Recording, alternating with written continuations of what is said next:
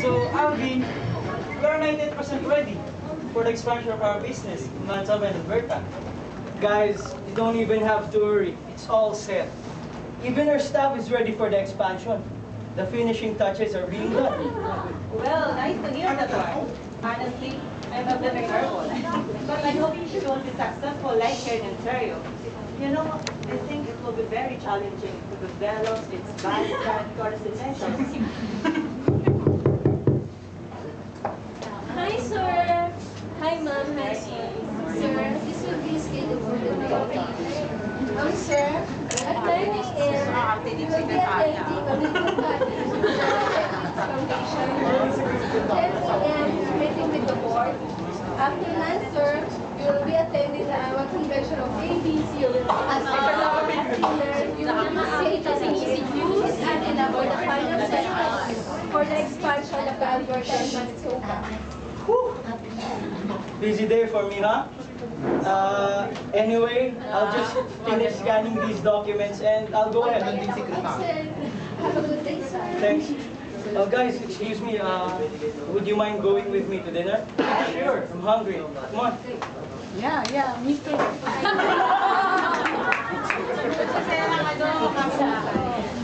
Ang landing secretary. Dinner. Ay, naku, bakla! We're waiting for Martha. Ako, bako talaga na sa pagdating sa umaga. Ay, naku, nag-drinking ka na naman dyan. Nagsino na.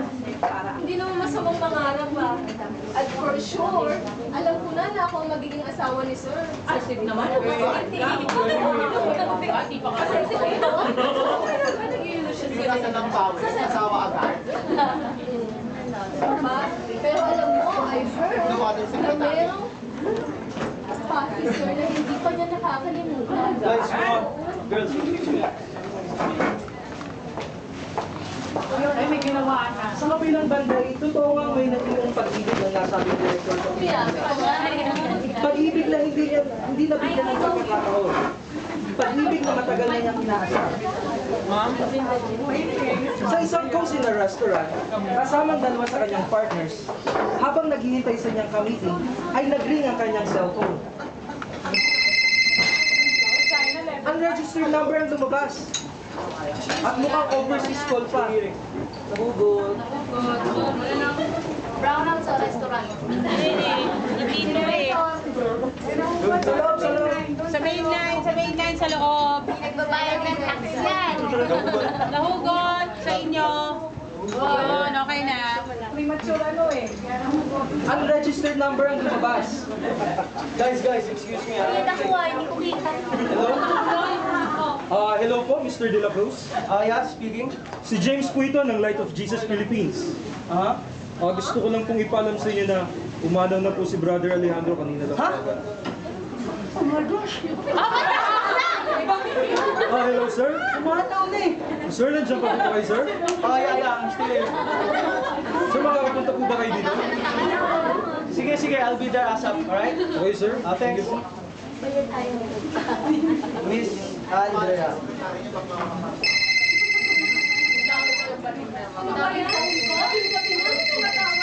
Come on, pick up. Sino ba to? Ay, si Sir! Hello, Miss Andrea. Please book me a flight to Manila first thing in the morning and cancel all my appointments, alright? Okay, sir, I will. Sige, thanks. Ano ba yan? Wala man lang I love you. Oh, guys, excuse me. I don't mean to be rude, but I have an emergency. Can you please handle the business while I'm gone? Yeah, sure. Alright, thanks. Stay here.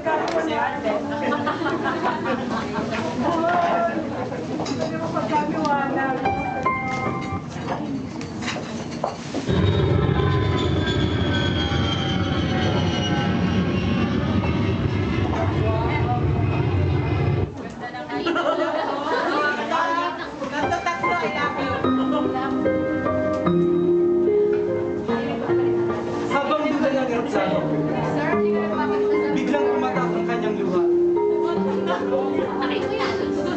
Ay, wala! Biglang tumatak ang kanyang luha. Wala pa din eh. Biglang tumatak ang kanyang luha. Wala pa din. Ah! Sakto!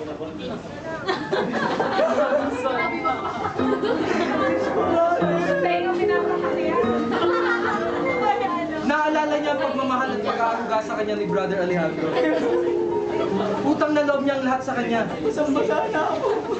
Itinuring niya itong parang tunay na ama. Magkasama nilang itinayo ang iba't ibang institusyon na tumutulong sa mga nangangailangan. Ang pagkawala ni Brother Alejandro ay nagpabalik ng alaalang na ng mga nakaraan. Ay, baka naman ako yung ano, sexy naman ang stewardess, oh. Hindi nga lang masyado ako.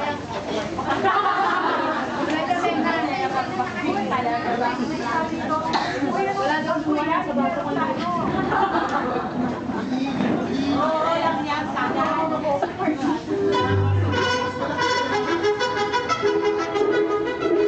Ayun, oh. Ay, bumalik ka rito, buhol! Ah, bailando!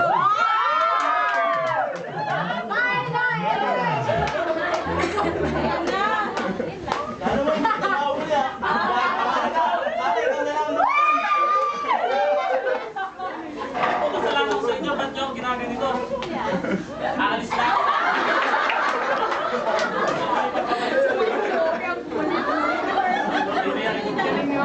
Wala tayong matas ng masaya dito. Aba, sumasagot ka pa ah. Sige, mas sila. Maila, oh, Maila, ah.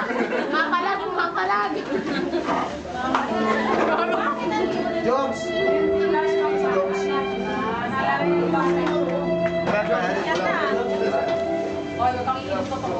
Naratay sa sakit na kanser ang ina ni Andong. At hindi niya nakilala ang tunay na ama. Kaya't ang ama-amahan na lang itong si Manuel ang natira niyang kapamilya mula nang pumanaw ang ina. Walang araw na hindi ito lasing at nanggugulo pa sa mga kapitbahay.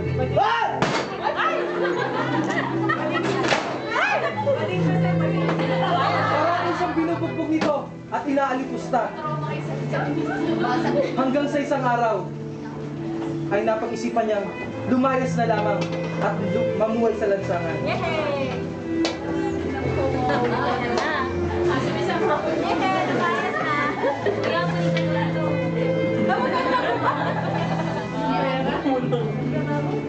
Dati mo?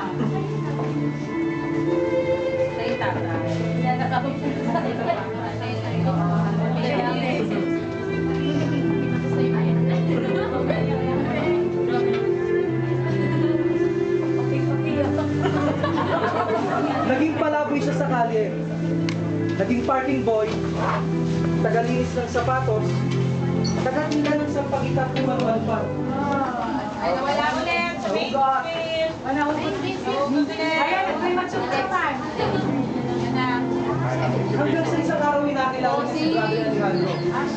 Isang social worker at preacher. Tayaw ni Raisa po. Madalas itong magpalinis ng sapatos sa kanya sa gilid ng 7-Eleven. Kinakausap sa nito, binibigyan ng pagkain at mga pangaral. Hanggang sa isang araw, ay nabanggit ni Brother Alejandro. Ayan daw, gusto mo ba sumama sa atin sa Light of Jesus? Doon ay may bagong programa sila para sa mga spirit children na katulad mo. Doon ay makakapag-aral ka at magkakaroon ka ng maraming kaibigan. Talaga po, ako po makapag-aaral ulit. Oo. Ibig po sabihin, marami akong makakasama ron, magiging kakosa. Talaga po, pabarkada.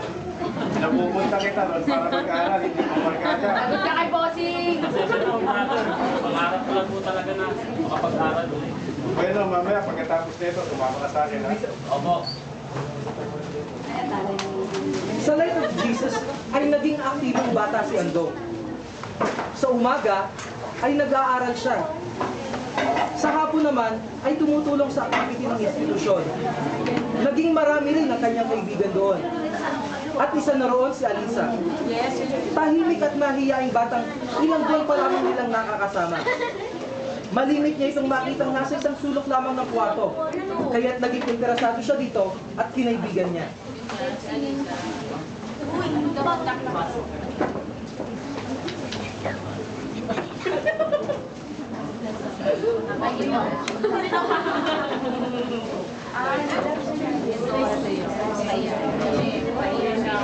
Mga kosa.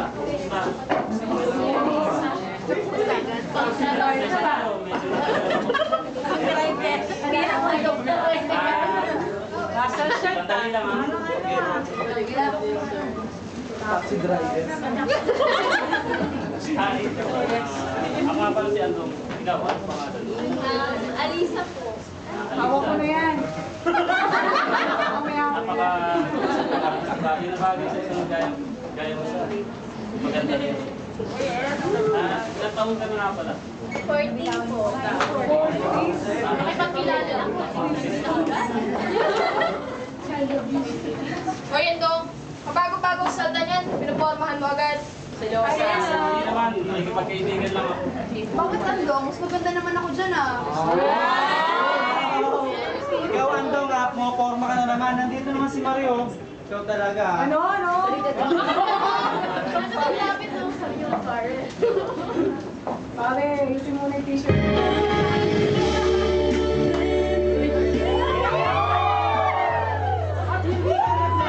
Ay naging malapit sa isa't isa si Andong at Alisa. May namumula rin pagkisihinan dahil sa murang edad pa lang. Hindi masyadong alam ang ibig sabihin. Ang alam lang nila ay masaya sila sa tuwing magkasama sila. Na espesyal ang bawat isa sa kanilang dalawa.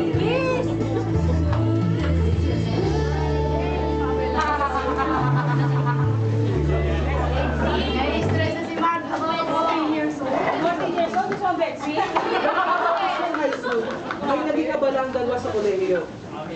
Nakagraduate si Andong at pumasa bilang civil engineer. Ngunit hindi naging madali ang paghahanap niya ng trabaho dito sa Pilipinas.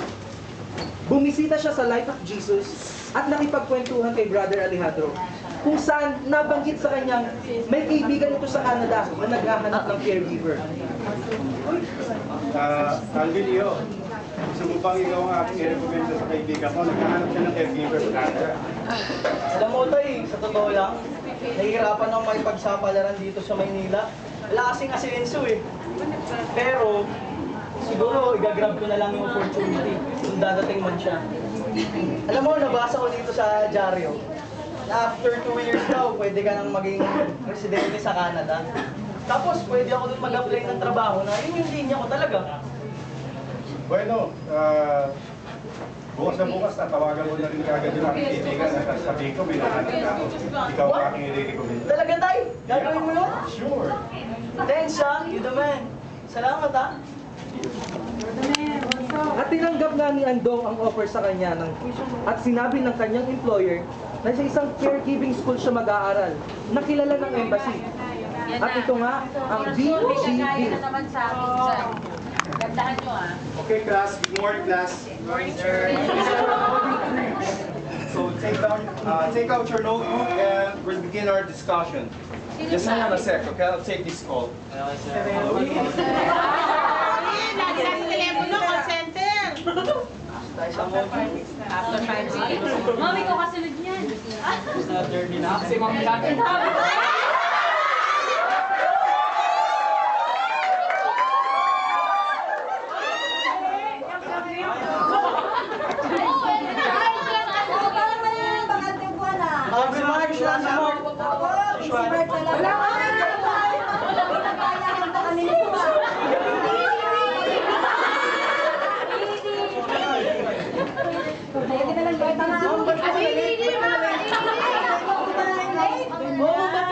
morning, Ay, naku, nasakay na ako sa estribo ako sa deto na.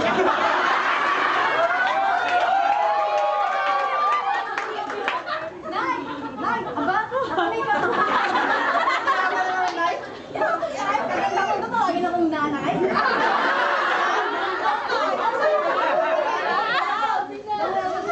Ay, di ka luto. Ay, di ka sa bintana. Sexy mo, oh. Pwede ang katawan, oh. But anyway, ganun muna kayo, review after 5 minutes. 5 minutes lang, ha? Okay, okay na, 5 minutes? After break time, mga 5 minutes, is tayo, ha? Okay, ma'am. Sige.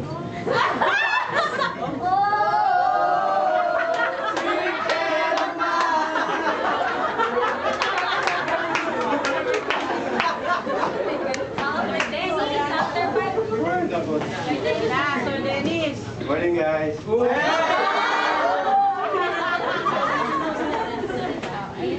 ba dyan? Sir, bakit parang may hangover ka? Tingin mo muna naman si Kuya Bertie, ha? Guys, meron tayong RD ha. After the break, RD tayo. Practice na ha. Yes, sir. Okay, break muna tayo 15 minutes. Tayo! Hindi na ako pumapasok! Ay, gandaan nyo! Di ba PD mo muna? PD mo muna, class. Tapos tayo sa we're going to discuss about life purposes later. 5 more minutes, then exam. Okay, so... Puro exam. Abi, ikaw na! Ako na! Yes! Gandaan mo! Good morning! Morning, ma'am! Breakfast na kayo? Yes, ma'am! Okay, good. We're going to discuss today about table setting. This is B and this is C. Bread and butter, drinks. Don't forget class, B, D. Okay, break muna tayo.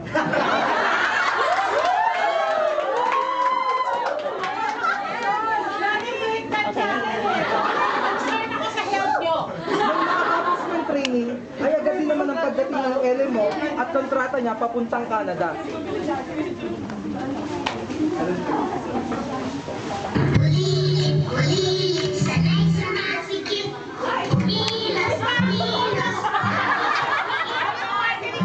Isang batang mentally retarded ang naging alaga niya. Hindi madali pero kinain niya. Dahil niya rin sa kanyang pangarap.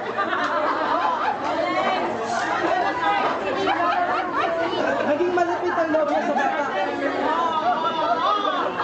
Natutuwa siya sa tuwing may ginagawa ito na sa kanya natutunan. Partial ka para sa taong At makalipas ang 2 taong kontrata, Wala pa, ha? Tingnan mo, wala pang ginagawa Sure, niya. Alvin, you're not gonna renew your contract? Since there's gonna be Yes, ma'am, I'm pretty sure it's cold here. I'm gonna miss Chester too. Okay, so you say your goodbyes to Alvin. I'm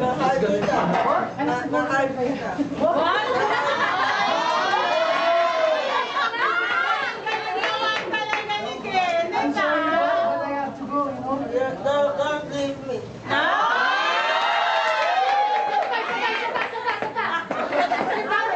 Don't leave me.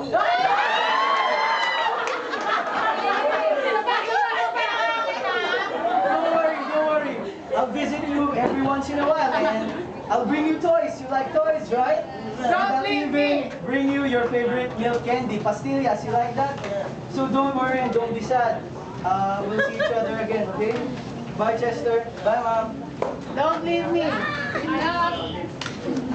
Don't leave me. at naaprubahan nga ang application niya for PR. At doon ay nagsimula siya maghanap ng trabaho at umasenso. Nang makaipon ng sapat na halaga, ay nagtayo siya ng maliit na business, isang Filipino restaurant. At the same time, ay nag-invest siya sa isang buy and sell real estate firm. Dito na nagsimula ang kanyang pagyaman. Natatag ang EDC real estate firm at chain of EDC Filipino restaurant all over Canada. Nagbalik sa kasulukuyan ang diwa niya nang marinig ang tinig ng flight attendant. Isang pamilyar na boses. Good morning, passengers. We are about to touch down at NAIA Terminal 1, Philippines. So fasten your seatbelt, but do not make tayo or go to lavatory. Thank you.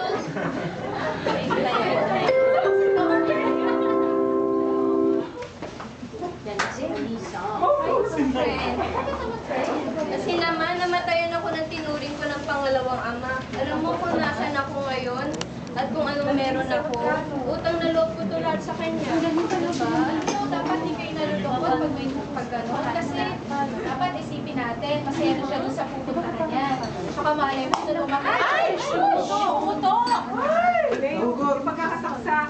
Paghugot. Nahugot po sa loob. Nahugot sa loob. Hindi po. Dito na yung card. Diyan na yung card.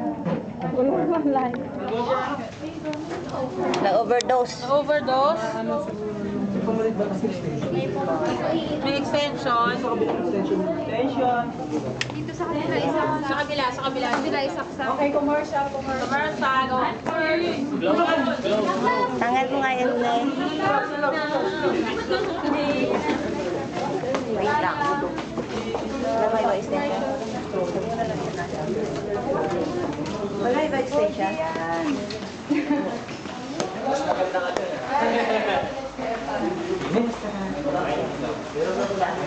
Nagawa dito.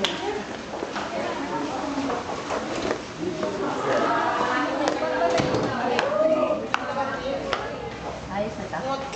Jeff, tingnan muna natin yung station nito.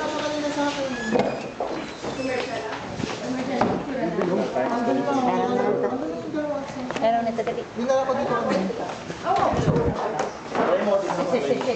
Ilaw lang ba?